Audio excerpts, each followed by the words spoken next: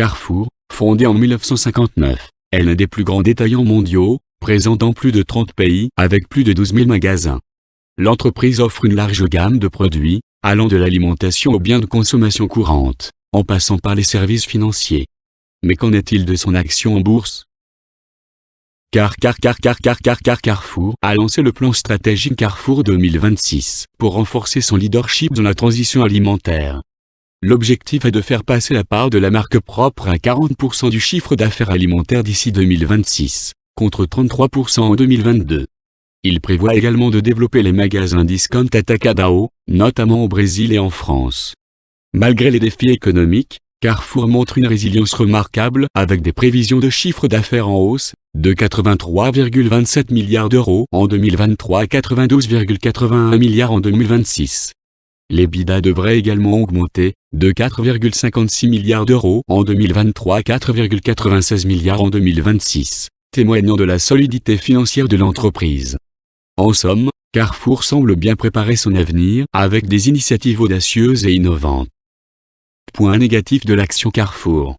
Malgré ses atouts, Carrefour doit faire face à une concurrence féroce de géants comme Amazon, Tesco, Lidl, Walmart et Aldi, ce qui peut limiter sa croissance sur certains marchés.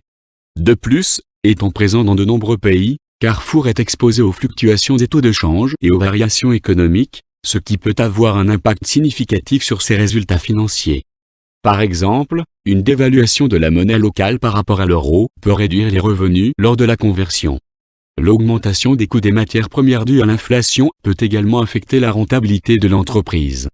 Les réglementations gouvernementales en matière de droit du travail et les hausses salariales représentent des défis constants, augmentant les coûts d'exploitation et pouvant impacter la rentabilité à long terme. La capitalisation boursière de Carrefour est de 11,18 milliards d'euros. Les fonds propres s'élèvent à 13,39 milliards d'euros avec un rendement des fonds propres de 12,39%.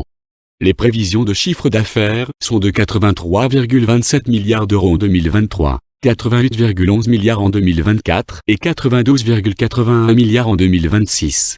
L'EBITDA prévisionnel est de 4,56 milliards d'euros en 2023 et de 4,96 milliards en 2024. Carrefour se prépare pour 2026 comme un marathonien qui fait ses étirements avant la grande course. Sauf qu'ici, au lieu de chausser des baskets, Carrefour chausse des Atacadão pour se préparer à courir sur le terrain des discounts. Imaginez une réunion stratégique chez Carrefour. Alors, comment allons-nous nous distinguer cette année? Facile, lançons un magasin discount dans chaque coin de rue. Et pourquoi pas aussi sur la Lune, pendant qu'on y est? Et quels sont les principaux concurrents de Carrefour et comment cela affecte-t-il sa position sur le marché? En quoi les fluctuations économiques et monétaires impactent-elles les performances de Carrefour? Comment Carrefour s'adapte-t-il aux changements réglementaires et aux hausses salariales? Quels sont les principaux défis auxquels Carrefour doit faire face pour maintenir sa croissance internationale?